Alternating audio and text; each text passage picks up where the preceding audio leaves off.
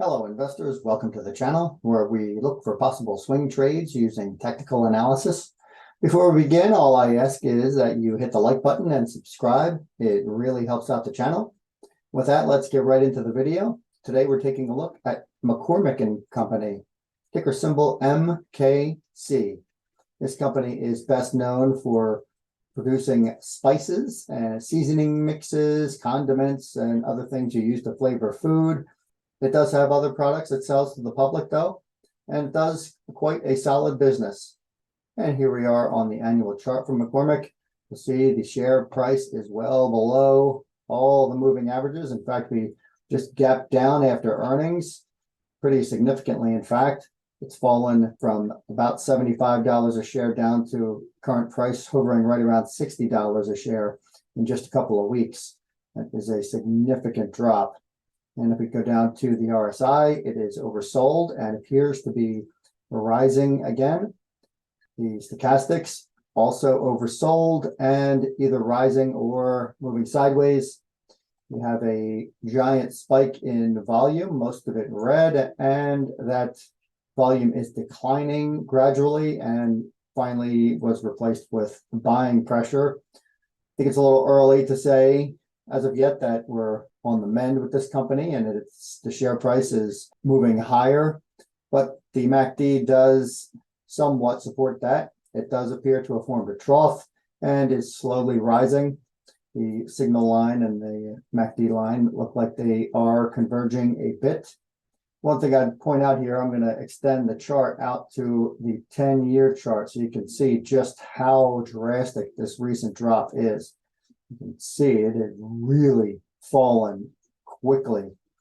And I wonder if there won't be a rebound once the share price finds its bottom, as often happens. As you see back here, and from the that's from COVID, but a couple of these other drastic rapid drops that the company has had were followed by significant recoveries.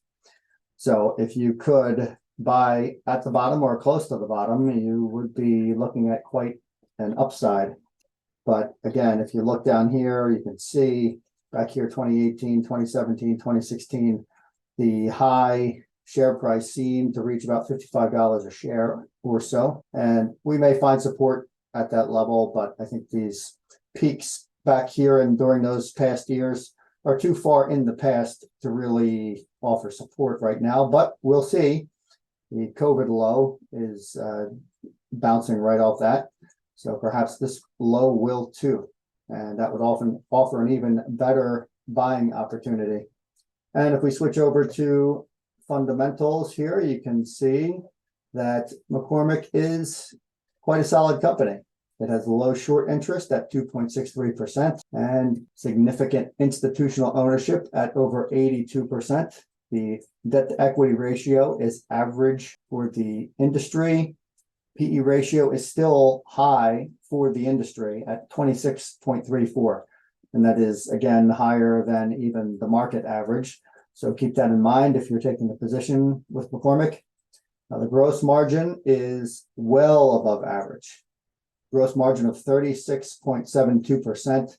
And that beats out 86% of other companies in the industry. And the operating margin is even better than beating out 91% of its peers.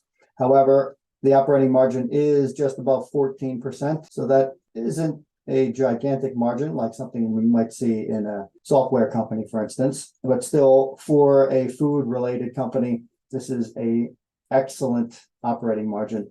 And I'll point out the net profit margin down here, 9.06%, is also outstanding for a food company.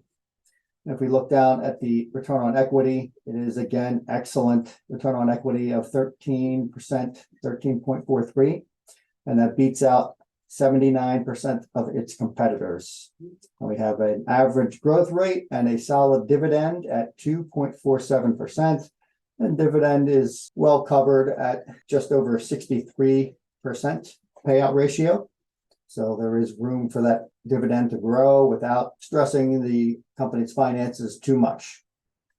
But please let me know what you think of McCormick in the comments below. And if you enjoy having these ideas sent directly to you, please hit the bell notification to be alerted when new videos post. Remember, I'm not offering any financial advice because I'm not a financial advisor. These videos are for entertainment, discussion, and education. But if you'd like me to analyze a specific company using these metrics, let me know in the comments and I'll get to it as soon as I can. That's all for today. Thanks for watching and good luck with all your investments.